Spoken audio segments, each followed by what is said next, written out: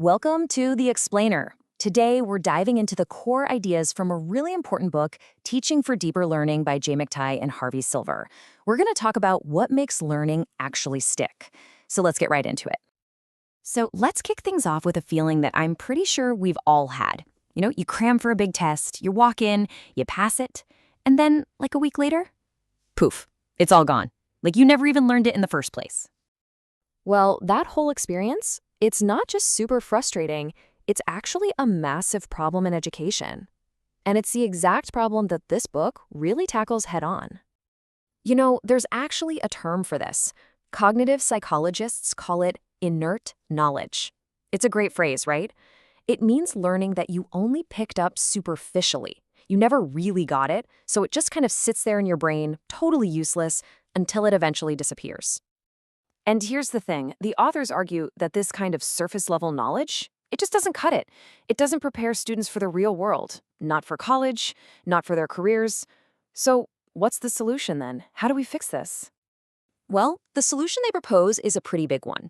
It's a fundamental shift in how we approach learning itself. It's about changing the whole game.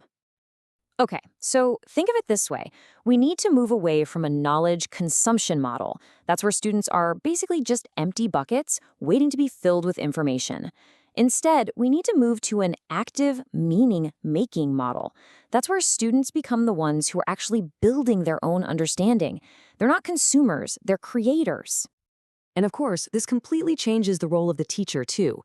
They have to stop being the sage on the stage. I love that phrase. The person who just stands up there and lectures. Instead, they become the guide on the side, helping and facilitating as students build their own understanding. So how do we actually do this? Well, the authors give us a really clear two-part blueprint. It's pretty simple, actually. First, you have to frame all the learning around big ideas. And second, you have to equip students with the tools for thinking. All right, let's dig into that first part, focusing on the big ideas. What does that actually look like? Okay, check this out. It's such a simple but powerful shift. Instead of a lesson being about a topic, like Impressionism, you frame it as a big idea, like Impressionism, a study in revolution. See the difference? Suddenly, it's not just about memorizing artists and dates. All those little facts now have a bigger, more meaningful story to hook onto. It's a total game changer for making things stick. And a big part of this approach is using what the authors call essential questions. Now, these aren't your typical quiz questions with one right answer. They're big, juicy, open-ended questions. Things like, how does where we live influence how we live? Or, whose story is this? These questions are designed to make you think, to spark curiosity and debate, not just to recall information. Okay, so that's the big ideas part. But that's only half the equation, right? Now we get to the second part of the blueprint, giving students the actual tools they need to grapple with these ideas. So the book hones in on 7 specific higher-order thinking skills. And what's fascinating is they call them the hidden skills of academic success. Why? Because we just assume students have them, but we almost never explicitly teach them. And here they are, the big 7: conceptualizing, note-making and summarizing, comparing, reading for understanding, predicting and hypothesizing, visualizing, and perspective taking. These are universal skills. They apply to history just as much as they do to science. So let's zoom in on a couple of my favorites to see how powerful they are. All right, first up, conceptualizing. This is basically the skill of connecting the dots, of seeing the forest for the trees. So imagine you're a student and you're given these separate facts. Pioneers died from disease, they often went hungry, the work was incredibly hard, and they faced attacks. What's the big idea here?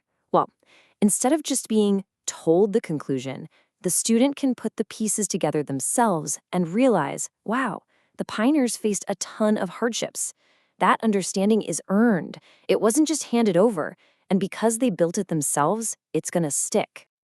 Okay, another huge one is comparing. And look, we've all done Venn diagrams, and they're fine. But a comparison matrix like this is next level stuff. By forcing you to compare 2 things, like the tundra and a desert, across specific categories like climate and population, it makes you analyze the information so much more deeply. You find similarities and differences you would have totally missed otherwise. So let's bring it all together. You've got these big ideas to frame the learning, and you've got these powerful thinking tools to explore them. What's the end goal of all this? Where are we headed? It really boils down to this one powerful idea from the authors. You can't just give someone understanding. It's not a download. Real, lasting understanding has to be earned by the learner. They have to do the mental heavy lifting themselves. And that's really the whole point. We're not trying to create human search engines who can just spit back facts. The goal is to develop truth thinkers, people who can encounter new information, figure out what it means, and then use it in their lives. That's a skill for life. So that leaves us with a final thought, and it's not just for teachers or students, it's for all of us. Think about your own life. Where are you just passively consuming information, and how can you start to become a more active meaning maker? It's a great question to chew on. Thanks so much for tuning in to The Explainer.